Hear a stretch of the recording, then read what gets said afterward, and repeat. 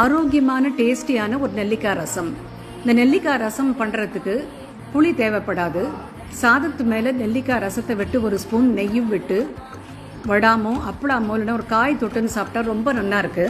நெல்லிக்காய் ரசம் பண்ணுறதுக்கு நான் மிக்சி ஜாரில் 1 ஸ்பூன் மிளகு, 1 ஸ்பூன் சீரகம், 3 நெல்லிக்காய், 2 தக்காளி இதெல்லாத்தையும் நான் வந்து ஒரு விழுதாக அரைச்சி வச்சுக்கிட்டேன். நான் இது அவ்வளோ ஒன்றும் ஃபைன் பேஸ்ட்டாக அரைக்கணும்னு ஒன்றும் அவசியம் இல்லை.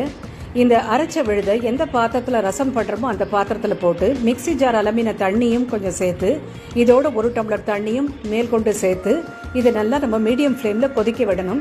இதை கொதிக்க விடும்போது 1/2 ஸ்பூன் மஞ்சப்பொடி, ஒரு சின்ன கட்டி பெருங்காயம், இதோட இதுக்கு தேவையான கல் உப்பு, 2 கீரின பச்சை மிளகாய் எல்லாத்தையும் போட்டு நம்ம கொதிக்க விட்டு இதோட நான் வந்து 1 தக்காளி சாப் பண்ணதே சேர்த்துருக்கேன். எனக்கு வந்து இந்த வாயில் தக்காளி கடிப்படுறது பிடிக்கும். இதோட இஞ்சி ஃபைனாக சாப் பண்ணி அதையும் சேர்த்துருக்கேன்.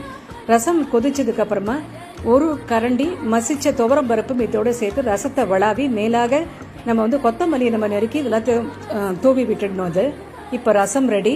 2 ஸ்பூன் நெய்யில் கடுகு, சீரகம், கருவேப்பிலை, காஞ்ச மிளகாய் தாளிச்சு கொட்டினா நமக்கு நெல்லிக்காய் ரசம் ரெடி.